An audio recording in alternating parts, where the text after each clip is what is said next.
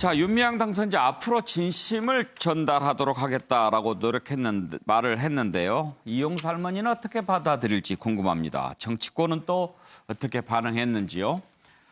특히 이용수 할머니 지난번 8년 전에 국회의원 출마하려고 했을 때 말린 것과 관련해서 그때 뭐 정확하게는 기억이 안 나는데 내가 별로 중요하게 생각하지 않은 것 같다 이렇게 해명하더군요. 그러면서 할머니에 대한 비난은 자제해달라라고 얘기했습니다. 할머니는 뭐 지금으로서는 할 말이 없다 이런 반응을 나타냈는데 글쎄요. 오늘 기자회견 어떻게 들었을까요? 또 어떤 얘기를 하게 될지 모르겠습니다. 정치권 반응을 볼까요? 민주당은 여전히 사실 확인이 우선이라는 입장이니까요. 검찰 수사를 보면서 앞으로 입장 밝히겠다라고 했고 미래통합당은 오늘 하루만 버티면 된다는 식으로 한 거 아니냐. 아주 부정적인 시선으로 보고 있더군요.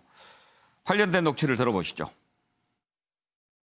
할머니 비례대표 출마를 말리고 있는 이유는 뭔가요? 제가 특별히 말렸다라기보다요. 녹취가 있어서 기사로 실렸다라는 것을 제가 기사로 접했습니다. 이번에 며칠 전에 기사로 접했는데 그때 당시 상황을 정확하게 기억할 수는 없지만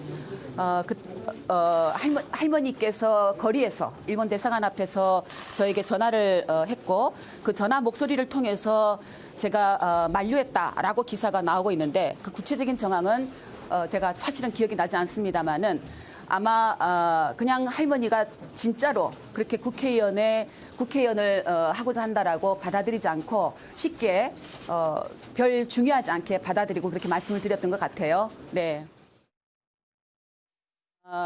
이용수 할머니에게 제가 배신자가 되어 있는데요. 사실은 1992년부터 이용수 할머니와는 제가 30년 같이 활동을 해왔습니다.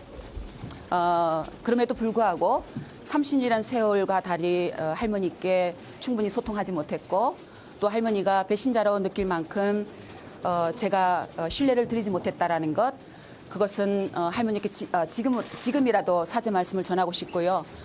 그 뒤에 제가 할머니께 사과 말씀을 드리려고 여러 차례 시도를 했지만 이미 그것은 할머니께 변명에 불과하다는 것을 깨닫게 됐습니다. 앞으로도 할머니에게 제 마음을 진심을 전하는 일은 노력은 계속하고 싶습니다. 자, 윤미향 당선인 기자회견 관련해서 두 가지만 짚어보고 마무리하죠. 하나는 자, 이 해명으로 충분히 논란이 불식될 수 있을까? 할머니의 관계는 어떻게 될까 하는 것. 그리고 앞으로 의정활동 어떻게 해나갈 수 있을 것인가 하는 부분인데 최경철 의원 어떻게 전망하십니까?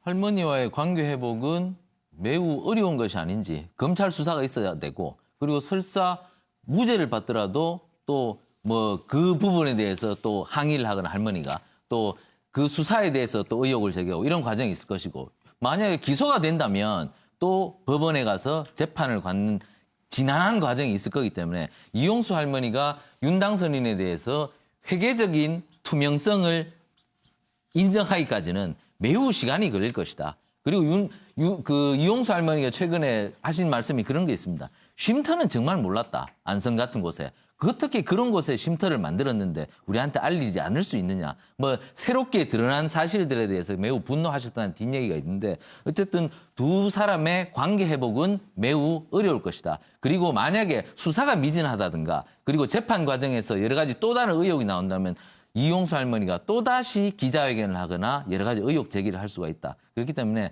윤 당선인 조금 더 투명하고 열린 자세로 나온다면 이용수 할머니의 그 자세가 변화하겠지만 지금처럼 저런 자세로 나온다면 이용수 할머니와의 화해는 몹시 어려운 것이 아닌지 저는 이렇게 봅니다.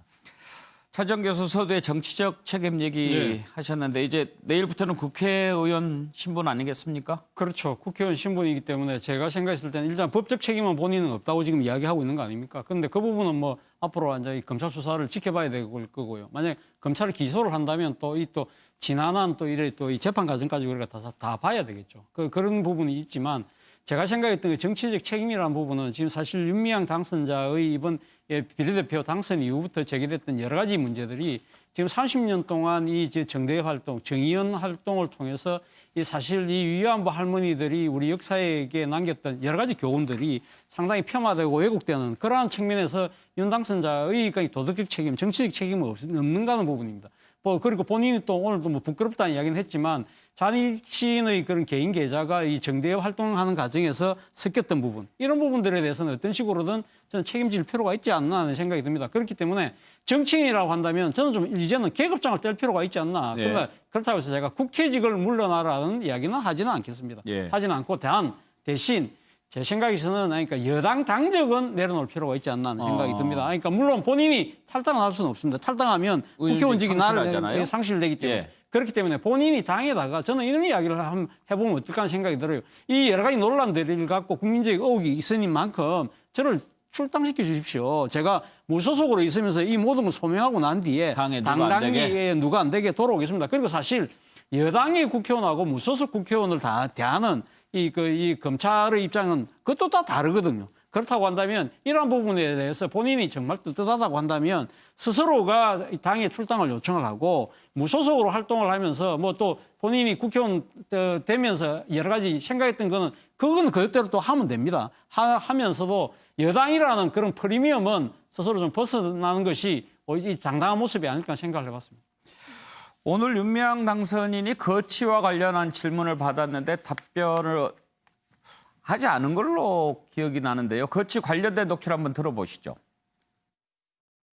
오늘 왜 또 오후에 하게 되었는가라는 것도 장소와 시간 등등 여러 가지 제 나름대로 고려를 할 수도 있었겠지만 그렇게 제 스스로 조리 있게 뭔가를 과학적으로 체계적으로 할 수 없는 그런 상황이 지난 약 20일 동안 저에게 있었습니다. 오늘은 정말로 용기를 내고 오늘은 국민들께 제 목소리를 들려주지 않으면 안 되겠다라는 절박감, 그게 있었기 때문에 이 자리에 나오게 되었습니다. 그리고 앞으로 다시 한번 말씀드리지만 검찰 수사 과정에서 제가 소명해야 될 것 피할 생각이 없고요.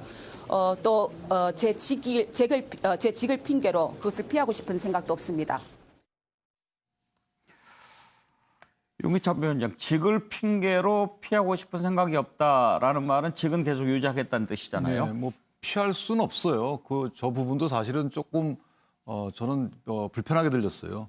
뭐 본인이 피한다고 피해지는 것도 아니고 그냥 성실 받겠습니다라고 하시면 될 것이지 좀 불편하게 들렸고, 더 중요한 것은 돌아가신 김복동 할머님 등을 이제 여성 뭐 인권운동가 평화운동가로 말씀을 주셨는데, 그래서 따라서 본인이 그 직을 이어가겠다라는 취지로 말씀드렸는데, 사실 이용수 할머님은 현재 피해자입니다.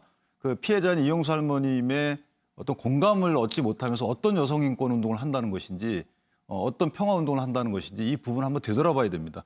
현재 생존해 계신 분이 마음의 평화도 얻지 못하게 하고 그 명예회복을 위한 공감도 못 얻어내면서 어떤 평화운동을 하신다는 겁니까?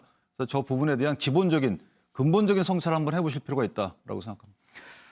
혹시 민주당에서는 오늘 기자회견 반응이 어떻게 이 정도면 됐다 이런 느낌이 좀 있던가요? 일단은 소명을 했다 하고요. 그다음에 기본 입장은 크게 바뀌지 않았습니다. 소명의 결과를 보자는 것인데 저는 오히려 마지막에 어떤 얘기가 있었냐면 검찰이 신속하게 수사해서 결론을 빨리 내달라라는 아마 대변인 명의가 있었던 것 같아요. 그 말은 저는 당 입장에서는 어쨌든 이 논란을 빨리 정리되는 게 낫다 이런 입장을 밝힌 걸로 봅니다.